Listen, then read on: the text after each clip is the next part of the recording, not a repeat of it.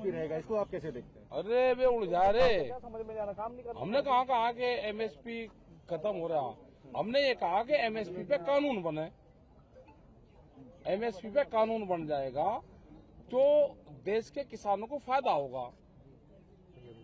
अब एमएसपी पे कानून नहीं है तो व्यापारी आधे में लूटता है उसको, ये कहा हमने।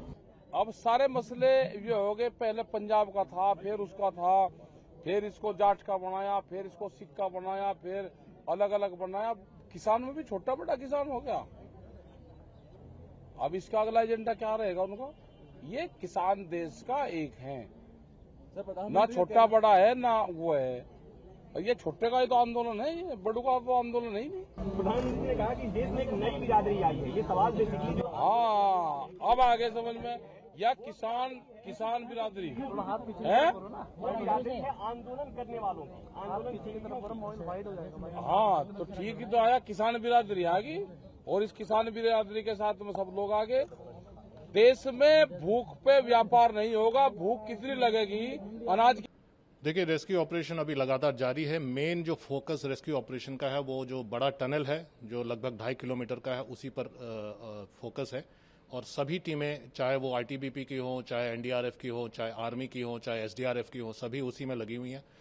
टनल में समस्या ये है कि मिट्टी बहुत दलदल और मिट्टी बहुत है, तो मिट्टी को क्लियरिंग की जा रही है और इंजीनियरिंग विंग जो आर्मी का है उसमें उन्होंने अच्छा काम किया है और लगभग 1 किलोमीटर से ज़्यादा क्लियरेंस हो चुका है। और उम्मीद है कि जल्द से जल्द हम लोग उस स्थान तक पहुंच पाएंगे जहां हो सकता है लोग जीवित मिले। तो इसी पर फोकस है। जहां तक बाकी जो आंकड़े हैं वो ये हैं कि 27 लोग जिंदा निकल आ पाए थे, जिनमें से आईटीबीपी और एसडीआरएफ ने कुछ लोगों को रेस्क्यू भी किया था और कुछ लोग खुद अपने बल पर निकल आए थे। 11 लाशों को निकाला गया है, इस तरह से 27 और 11, और बाकी जो 153 मिसिंग बताए जा रहे हैं, जो कि सर खुद आप मौके पर आए हैं, मुआयना कर रहे हैं, किस तरह की स्थितियाँ देख रहे हैं आप और क्या कुछ?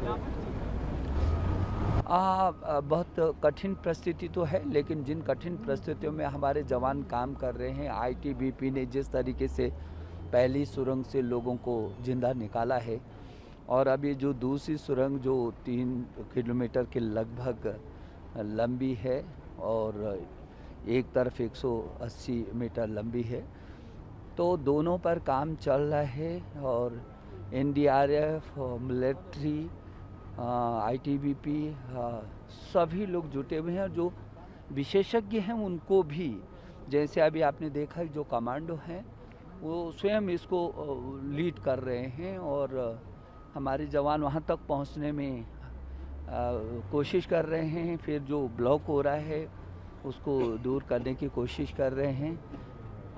मेरा भरोसा है कि दिन तक शाम तक हम मेरे भाई अगर ये अच्छे होते तो असदुद्दीन ओवैसी हैदराबाद से यहां पर नहीं आता।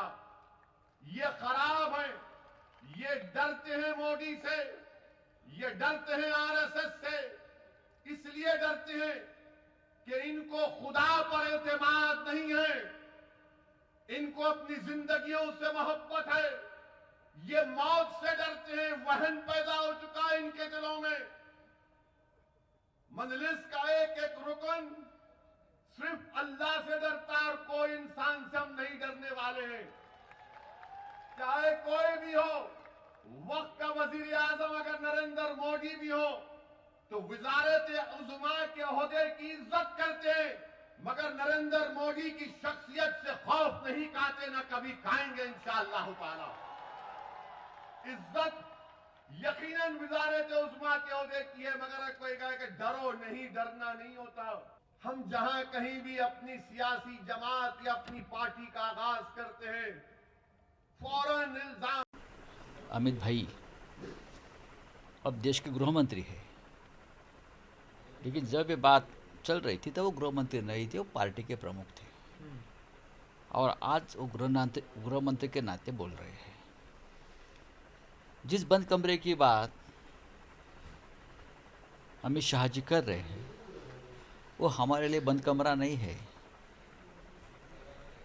वो हमारे लिए एक मंदिर है, वो हमारे लिए एक श्रद्धा की जगह है। जहाँ हम पूजा करते हैं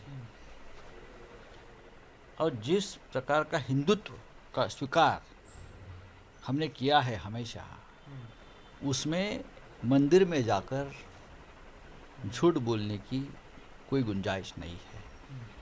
वो बाला साहेब ठाकरे हिंदू हृदय